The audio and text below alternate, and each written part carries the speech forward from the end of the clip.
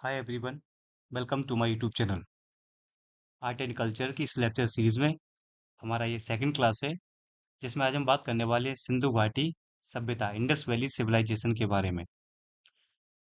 पहले लेक्चर में हमने देखा था कि जो हमारा पैलियोलिथिक रॉक पेंटिंग है, जिनमें कितने टाइप की रॉक पेंटिंग हुआ करती थी, भीमबेटका, इन सब के बारे में हमने डिस्कस किया था। तो अभी जो इस लेक्चर को देख रहे हैं, सबसे पहले आप जाके उस लेक्चर को कवर करिए, देन इसमें आगे बढ़िएगा। चलिए, तो आज का हम स्टार्ट करते हैं इंडस वैली सिविलाइजेशन का आर्ट एंड कल्चर।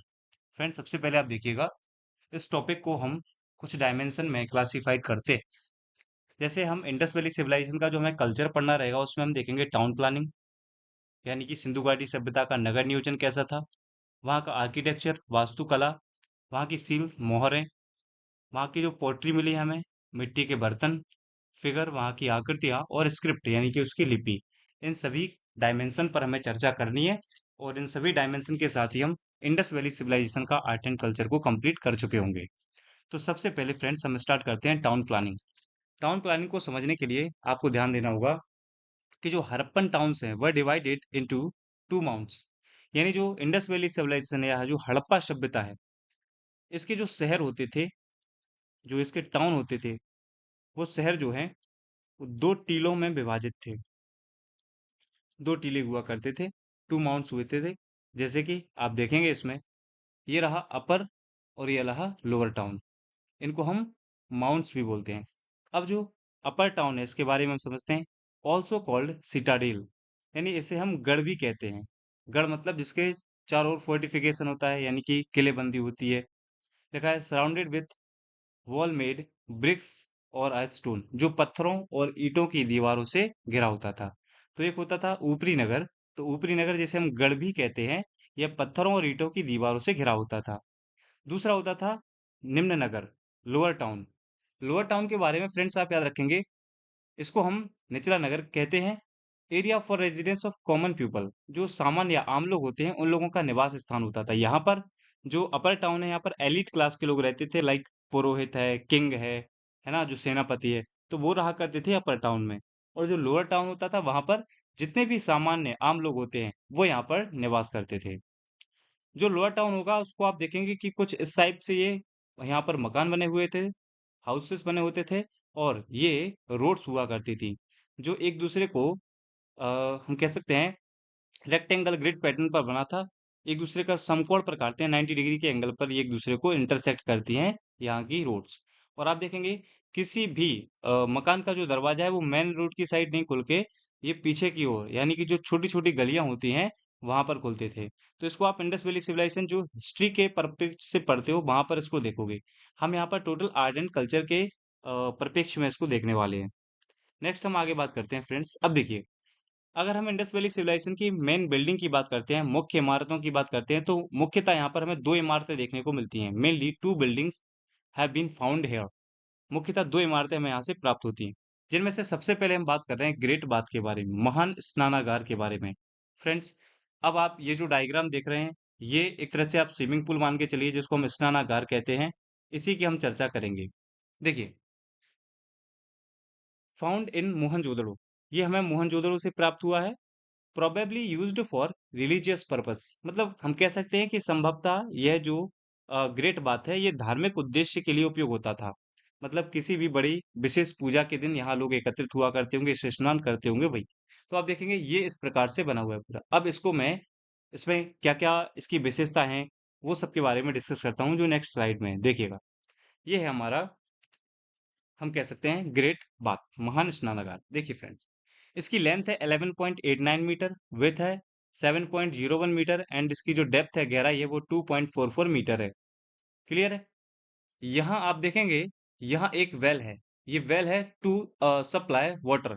आपको अगर नहीं यहाँ पे सो रहा हुआ क्लियरली, तो देखिए, यहाँ पर जो वेल बना हुआ है, ये पानी की पूर्ति हेतु यहाँ पर कुआं बनाया गया है, ये ठीक है ना फ्रेंड्स। उसके बाद आप देखेंगे, इसमें स्टेयर्स लगी हुई हैं, ये नॉर्थ एंड साउथ की ओर। तो इसमें एंटर करने के लिए, इसमें उतरने के लिए उत्तर और दक्षिण दिशा में सीढ़ियां लगी हुई हैं।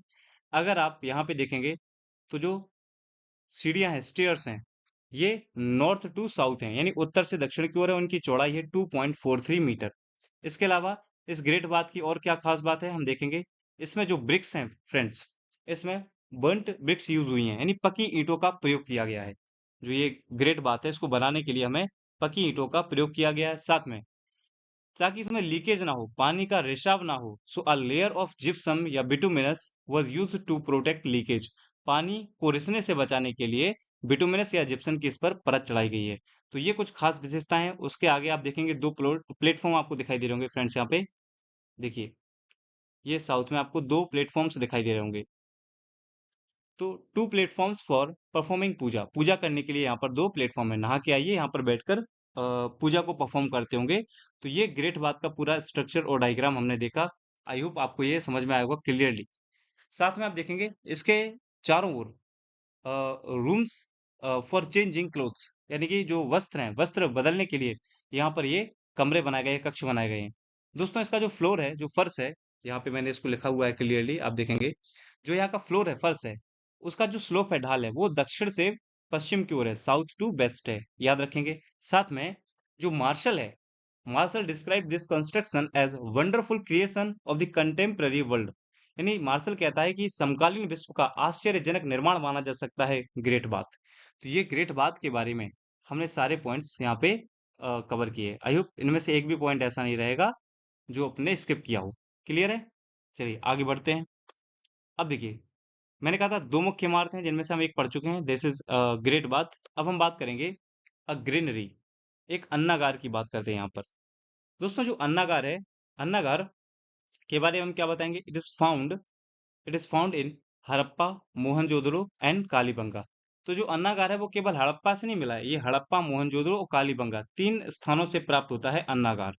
अन्नागार मतलब जहाँ पर ग्रेनेड रखने के लिए, जो अनाज होता है वो रखने के लिए कमरे बनाए जाते हैं। पर्पस क्या था? टू स्टोर फूड ग्रेन, अनाज का संग्रह करने के लिए। किस पदार्थ से मिलके बने होते हैं? मटेरियल अगर आपसे पूछा जाए तो बर्न्ट ब्रिक्स, मतलब पकी हुई ईंटों से बने हुए हैं। इसकी विशेषताएं क्या है, कैरेक्टरिस्टिक्स क्या है? तो कवर्ड विथ स्टोन स्लब्स, मतलब जो पत्थर हैं उनसे ढके हुए होते थे, एयर टाइट होते थे, वायु रुद्ध होते थे, एंड फ्री फ्रॉम पेस्ट, कीटों से मुक्त होते थे, ताकि किसी भी प्रकार के कीट पतंगे अनाज को नुकसान ना पहुंचाने पाए। तो ये खास विशेषताएं हैं ग्रेनरी की, जो कि हमें मोहनजोदड़ो, कालीबंगा एंड हड़प्पा से प्राप्त हुए हैं। आगे बात करते हैं फ्रेंड्स। अब नेक्स्ट जो रहता है, तो हमने सबसे पहले देखा यहाँ की टाउन प्लानिंग। टाउन प्लानिंग के बाद अब हम बात कर रहे हैं यूज ऑफ ब्रिक्स। यहाँ पर किस प्रकार की ईंटों का प्रयोग हुआ करता था friends? Bricks were used in building, drains, granary and roads. जो यहाँ सिंधु घाटी सभ्यता में जो ईंटें हैं, उनका प्रयोग होता था भवन निर्माण में, नालियों में पकी हुई ईंटों का यूज होता था, अन्नागार में और सड़कों में। दोस्तों, सड़कें देखेंगे आप, ये कच्ची ईंटों से बनी होती थी, लेकिन नालियां यहाँ पर पकी हुई ईंटों से बनी होती थी, जिनका रेशियो होता है 4:2:1, 4:2:1 के अनुपात में ये ईंटें हुआ करती थी। टाइप्स ऑफ ब्रिक्स, ईंटों के अगर हम प्रकार देखेंगे तो दो प्रकार की ईंटें हमें मिलती हैं यहाँ से, बर्न्ट और ड्राई, यानी पकी हुई ईंटें और शुष्क ईंटें। आप देखेंगे 80% जो हैं, यानी अधिकतम जो ईंटें हैं वो आपको पकी हुई मिलेंगी, बर्न्ट ईंट मिलेंगी, और 20% हैं जो बहुत कम है, वो मिलेंगी आपको ड्राई। बाकी अगर हम इसका कंपैरिजन करते हैं उसके कंटेम्पररी सिविलाइजेशन से, लाइक मेसोपोटामिया, इजिप्ट, तो आप देखेंगे बेस्ट क्लास की ईंट यूज होती थी हमारे इंडस वैली सिविलाइजेशन के लोगों द्वारा। क्लियर है? तो ये ईंटों के बारे में हमने कुछ पॉइंट्स कवर किए। नेक्स्ट हम आगे बढ़ते हैं फ्रेंड्स। अब हम देखते हैं इंडस वैली सिविलाइजेशन का ड्रेनेज सिस्टम, जल निकासी व्यवस्था कैसी है फ्रेंड्स। इंडस वैली सिविलाइजेशन की जो ड्रेन सिस्टम है, जो ड्रेनेज सिस्टम है, it is very advance, unique and impressive, बहुत ही उन्नत, अद्वितीय और प्रभावशाली रहा है। This type of drainage system was not seen in any other contemporary civilisation such as Egypt, Mesopotamia, China. मतलब हम कह सकते हैं वांगो की जो सिविलाइजेशन है, मेसोपोटामिया की जो सिविलाइजेशन है, इजिप्ट की जो, जिसको हम मिस्र बोलते हैं, मिस्र की जो सभ्यताएं हैं, कहीं भी ऐसा आपको ड्रेनेज सिस्टम नहीं मिला जैसा कि हमारे यहाँ इंडस वैली सिविलाइजेशन में देखने को मिलता है। तो इस प्रकार की जन निकासी प्रणाली किसी अन्य समकालीन सभ्यता जैसे मेसोपोटामिया और चीन में नहीं देखी गई है। थर्ड हम देखते हैं कि बेसिक कैरेक्टरिस्टिक्स क्या होते हैं, आधारभूत विशेषताएं क्या हैं इस ड्रेनेज पैटर्न की। फ्रेंड्स, आप देखेंगे a small drain connected with main drain, मतलब जो छोटी छोटी नालियां होती थी वो मुख्य नालियों से जुड़ी होती थी, और जो मुख्य नाली है फ्रेंड्स वो रिवर से कनेक्ट होती थी। एंड जो नालियां हैं the covered with stone BRICS, हम कह सकते हैं जो पत्थर या ईंटों से ढकी होती थी, सारी की सारी ईंटें कवर्ड हुआ करती थी। And at proper distance manhole were constructed, एवं निश्चित दूरी पर मैन होल का निर्माण किया गया है। नाली वगैरह की सफाई करने के लिए जो चैम्बर बने होते थे, मैन होल बने होते हैं, वो भी प्रॉपर डिस्टेंस पर बनाए गए हैं। आप देखिएगा, मैंने एक डायग्राम से इसको शो करने का प्रयास किया है कि देखिए, ये छोटी-छोटी नालियाँ हैं जो कनेक्ट है एक बड़ी नाली से, और ये बड़ी नाली कनेक्ट है आगे जाके रिवर से। तो इस प्रकार का उन लोगों का ड्रेनेज सिस्टम हुआ करता था। इसकी तुलना आज के हम स्मार्ट सिटी से कर सकते हैं। कई बार यूपीएससी या सिविल सर्विस में ये क्वेश्चंस पूछे जाते रहे हैं कि भारत सरकार की जो स्मार्ट सिटी की योजना है, उसकी तुलना इंडस वैली सिविलाइजेशन से करके बताइए। और आप इसमें क्या सुझाव दे सकते हैं? तो ये बहुत सारी बातें हैं, वो यहीं से आप समझ पाएँगे। नेक्स्ट हम आगे बढ़ते हैं। अब अगला टॉपिक है हमारा इसमें टेराकोटा फिगर्स, यानी हम मृण मूर्तियों की बात करने वाले हैं। तो देखिए तो friends, we got three types of sculpture made of terracotta and stone. मतलब मिट्टी और पत्थर से बनी हम तीन प्रकार की यहाँ पर मूर्तियां देखते हैं। फर्स्ट टाइप, सेकंड टाइप और थर्ड टाइप में हमने इनको क्लासिफाइड कर दिया है। फ्रेंड्स, सबसे पहले हम डिस्कस करते हैं। देखिए, हम तीनों टाइप को डिस्कस करेंगे अच्छे से। सबसे पहले फर्स्ट टाइप में आप देखेंगे, फर्स्ट टाइप की जो इमेजेस होती हैं, images of dog, cattle, ceps, monkey and birds. मतलब जो पहले प्रकार की जो फिगर्स हैं, उनमें आपको देखने को मिलेंगे पक्षी, बंदर, भेड़, मवेशी, कुत्ते के चित्र। एंड सेकंड टाइप की जो रहेगी, उसमें figures of man and women, महिला एवं पुरुषों के चित्र मिलेंगे छोटे छोटे। ये भी टेराकोटा के, ये भी टेराकोटा के। इनकी क्वालिटी में आप देखेंगे तो गुड और बैड, यानी दोनों क्वालिटी में हो सकते हैं। अच्छे और एक हम कह सकते हैं बुरी या कमजोर क्वालिटी के ये प्राप्त होते हैं। बट अगर हम थर्ड टाइप का देखेंगे तो यहाँ पर पत्थरों से बने आपको स्कल्पचर दिखेंगे, जिनकी क्वालिटी बहुत ज्यादा खराब होती थी। अब इन तीनों टाइप के जो स्कल्पचर हैं, इनसे हमें कुछ नॉलेज प्राप्त होती है, कुछ विशेषताएं हमें यहाँ से समझ में आती हैं, उनको हम डिस्कस करते हैं, जो कि मैंने यहाँ पर लिखा हुआ है। देखिए, they were in the form of toy figures of man, women, animal और एनी ऑब्जेक्ट ऑफ वर्शिप। मतलब ये जो फिगर्स हैं, जो चित्र हैं, ये पुरुष, महिला, पशु या किसी पूजा की वस्तु के खिलौने के रूप में हमें देखने को मिलते हैं। People of Indus valley civilisation were good at metal work. धातु के कार्य में, बेसिकली कांसा, सिंधु घाटी सभ्यता के लोग निपुण थे। मतलब ये धातुओं से कोई भी ये अपने खिलौने वगैरह बनाते थे, ये बहुत उच्च कोटि के, उन्नत कोटि के होते थे। But got bronze dancing girl from Mohenjodaro, जैसे कि हमें मोहनजोदड़ो से कांसे की नृत्य करती हुई मूर्ति प्राप्त हुई है। एंड ब्रॉन्ज के ही हमें राइनो, गैंडा, एलिफेंट, हाथी, बुल, सांड गॉट फ्रॉम दायमाबाद। ये सब हमें दायमाबाद से मिले हैं, जो किसके बने हुए हैं? कांसे के बने हुए हैं। अब जो तीसरा पॉइंट के आधार पर मैंने जो लास्ट पॉइंट यहाँ पे लिखा है, उसको समझिए। चूंकि ये लोग पत्थरों की कारीगरी में इनकी क्वालिटी बहुत ज्यादा खराब है, तो हम कह सकते हैं people of Indus valley civilisation very poor at stone work, while people of Egypt of Mesopotamia good at stone work. मतलब हम कह सकते हैं कि जो सिंधु घाटी के लोग हैं, वो पत्थर के कार्य में बहुत कुशल नहीं थे। वहीं मिस्र और मेसोपोटामिया के लोग देखोगे तो वो पत्थरों के कार्य में निपुण थे। वहीं मैंने कहा ना कि ये लोग जो है वो मेटल की नक्काशी में, मेटल की कारागरी में बहुत ज्यादा निपुण थे। जो लिखा है, धातु कार्य में सिंधु घाटी सभ्यता के लोग निपुण थे, क्योंकि इन्होंने पत्थरों के अच्छे से औजार नहीं बनाए हैं। यानी जो भी इनके टॉयज वगैरह पत्थरों से बने हैं, वो बेस्ट क्वालिटी के नहीं हैं। क्लियर है? चलिए, नेक्स्ट हम आगे बढ़ते हैं। अब जो नेक्स्ट हमारा रहेगा, देखिए, अब हम बात करते हैं हड़प्पन पॉटरी के बारे में। मृद भांड जिनको हम बोलते हैं हिंदी में, कि यहाँ जो मिट्टी के बर्तन प्राप्त होते हैं, उनके बारे में क्या क्या पॉइंट्स हम डिस्कस कर सकते हैं। फ्रेंड्स, इंडस वैली सिविलाइजेशन के जो पीपल हैं, लोग हैं, वो पॉटरी का बहुत ज्यादा यूज करते थे, यानी मृद भांड का प्रयोग करते थे। और first pottery of Indus valley civilisation found Alamgirpur, यानी जो सर्वप्रथम खोजा गया जो मृदभांड है, वो आलमगीर से हमें प्राप्त हुआ है। कुम्हार की चाक से बने बर्तन आपको देखने को मिलेंगे। They used wheel turned pottery, मतलब जो कुम्हार जो चक्के से बनाता है बर्तन, उस टाइप से मिले हैं। मतलब बहुत कम है जो कि हाथ से बने हुए होंगे, वेरी फ्यू बीइंग हैंडमेड। और स्टैंडर्ड अगर पॉटरी की बात करोगे आप, एक मानक मृदभांड की बात करोगे, तो उसमें आपको देखने को मिलेगा रेड एंड ब्लैक पॉटरी, जिसमें आप देखेंगे किसी भी अगर वो बर्तन बनेगा तो उसमें जो रेड कलर से होगा उसका बैकग्राउंड बनाया जाएगा। जैसे कि आप ये डायग्राम देख रहे होंगे, एक मटके का डायग्राम है, इसमें रेड कलर से पूरा बैकग्राउंड एंड डिजाइन बनाई गई है ब्लैक कलर से। तो ये मृदभांड परंपरा है इंडस वैली सिविलाइजेशन की। Clear friends? मुख्यतः हम बात करते हैं कि main images seen on pottery figures. अगर हम बात करते हैं कि जो हम मृदभांड बना रहे हैं, इनमें कौन कौन से जानवर हैं जिनके हमें चित्र देखने को प्राप्त होते हैं, तो देखिएगा, फिश, मछलियों के चित्र आपको देखने को मिलेंगे। पीपल ट्री, पीपल के वृक्ष, ज्योमेट्रिक पैटर्न यानी ज्यामितीय आकृतियां देखने को मिलेंगी। और also figures of man and women, but very rare, बहुत कम मात्रा में पुरुष और महिलाओं के चित्र आपको देखने को मिलते हैं। That is Harappan pottery. मृदभांड के बारे में हमने ये डिस्कस किया। आगे बढ़ते हैं हम फ्रेंड्स। कुछ नोट हैं वो आपको यहाँ पे याद रखने होंगे, जैसे पॉलीक्रोम पॉटरी इज रेयर। मतलब बहुरंगी मृदभांड यहाँ से बहुत कम मिले हुए हैं हमको। साथ में आप देखेंगे फ्रेंड्स, मेनली मुख्यतः हमें छोटे-छोटे कलश, स्मॉल वेसेस प्राप्त हुए हैं। जैसे आप ये डायग्राम देख पा रहे होंगे, ये इंडस वैली सिविलाइजेशन से मिले हुए छोटे-छोटे कलश हैं, decorated with geometrical pattern in red, black and green. लाल, काले और हरे रंग के और कभी-कभी सफेद तथा पीले रंग की इसमें ज्यामितीय आकृति आपको देखने को मिलेंगी। जैसे आप ये डायग्राम देख सकते हैं, इसमें ज्योमेट्रिकल पैटर्न बने हुए हैं ये। क्लियर है फ्रेंड्स? नेक्स्ट हम आगे बढ़ते हैं। आगे पूछा जाएगा लार्ज होल पॉटरी, मतलब एक बड़ा छिद्र वाला जो पात्र मिला हुआ है, जो आप यहाँ पर देख पा रहे हैं डायग्राम में। ये पूछा जाता है कि इसका यूज क्या होता होगा, तो देखेंगे पेय पदार्थ को छानने में, यूज्ड फॉर स्ट्रेनिंग बेवरेज, मतलब कोई भी जो पेय पदार्थ है उसको छानने के लिए इस प्रकार के बर्तन का यूज किया जाता था। तो ये हो गया इनका मृदभांड हड़प्पा सभ्यता का, इंडस वैली सिविलाइजेशन का। नेक्स्ट अब हम बात करते हैं सील के बारे में। Around 2000 seals have been excavated from various sites of Indus Valley civilization। यानी लगभग 2000 मोहरें हमें सभ्यता से प्राप्त हुई हैं फ्रेंड्स, जिनका पर्पस क्या था, उद्देश्य क्या था, कॉमर्शियल एंड ऑर्नामेंट, यानी आभूषणों में भी उपयोग करते थे और व्यापार हेतु। लेकिन अगर आपसे पूछा जाएगा मेनली जो यहाँ की सील्स हैं वो किस लिए यूज होती थी, तो हमारा आंसर होगा फॉर कॉमर्शियल पर्पस। मटेरियल देखेंगे किस पदार्थ से बनी होती थी, तो स्टेटाइट की बनी होती थी, जो जो एक सॉफ्ट स्टोन होता है, एक मुलायम पत्थर होता है, उसकी ये बनी हुई होती थी फ्रेंड्स। नेक्स्ट इनका आकार देखेंगे तो स्क्वायर शेप में मिलेंगे आपको, ट्रायंगुलर शेप में, रेक्टेंगुलर शेप में, सर्कुलर शेप में, यानी हर प्रकार की आकृति में आपको मोहरें देखने को मिल जाएंगी। और अगर आप देखेंगे स्वास्तिक डिजाइन सील्स ऑल्सो फाउंड, स्वास्तिक के चित्र वाली मोहर भी हमें यहाँ से प्राप्त हुई है। अब मैं आपको थोड़ी यहाँ की जो सील्स प्राप्त हुई हैं, जो मोहरें हमें प्राप्त हुई हैं, उनके बारे में डिस्कस करते हैं। देखिए फ्रेंड, ये रही वो मोहरें जो हमें प्राप्त हुई हैं। आप देखेंगे सभी मोहरों को अगर आप गौर से देखेंगे, मैं आपको कुछ खासियत अभी इनकी बताने वाला हूँ। खासकर आप देखेंगे, देखिए ये स्वास्तिक के चिन्ह वाली मोहर है। अब बाकी आप सारी देखें, इसमें ज्योमेट्रिकल पैटर्न बने हुए हैं, देखिए ये ज्योमेट्रिकल पैटर्न से बने हुए हैं।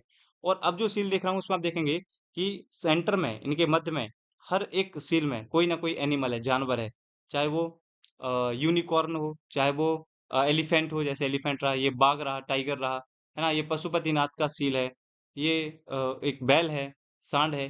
तो ये देखने को मिलेंगे आपको। और फिर ऊपर देखेंगे, ऊपर के हिस्से में आपको स्क्रिप्ट लिखी हुई दिखाई दे रही है, यानी ऊपर क्या लिखा हुआ है, स्क्रिप्ट, लिपि। तो इसी के आधार पर हम देख सकते हैं, देखिए फ्रेंड्स, अगर मान लीजिए ये एक मुहर है, ये एक सील है पूरी, तो इस सील के सेंटर में क्या होगा, एनिमल फिगर आपको देखने मिलेगा।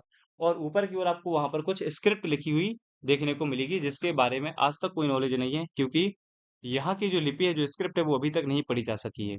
अब जो एनिमल फिगर रहेंगे उनमें कौन कौन से एनिमल आपको देखने को मिलेंगे फ्रेंड्स, तो यूनिकॉर्न देखने को मिलेगा, एक श्रृंगी पशु बोलते हैं इसको, राइनो गैंडा, टाइगर बाघ, एलिफेंट हाथी और गॉट बकरी इत्यादि आपको जानवरों के चित्र देखने को मिलते हैं इन सील में, इन मोहरों में।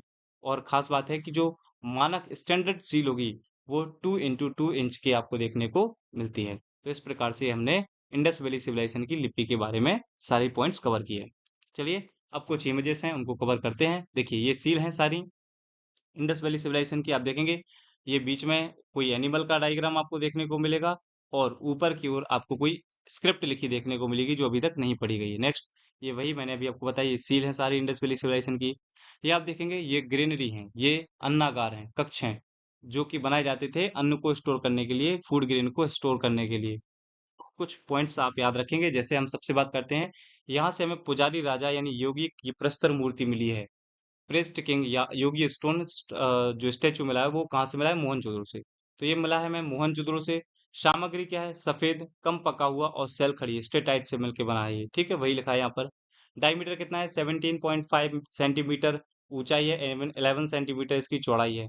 तो ये हाइट और विथ है। सिंधु घाटी सभ्यता की सबसे प्रसिद्ध पत्थर की मूर्ति है, most famous stone sculpture of the Indus valley civilisation. Stuart Piggott ने इसको पुजारी राजा कहा है, अर्नेस्ट मैके ने इसको पुजारी की मूर्ति कहा है, रामप्रसाद चंदा ने इसको योगी की मूर्ति कहा है, और आर्थर लेवलिन वाशम ने इसको मंगोल मूर्ति कहा है। भाई यहाँ पर सारे पॉइंट लिखे हुए हैं।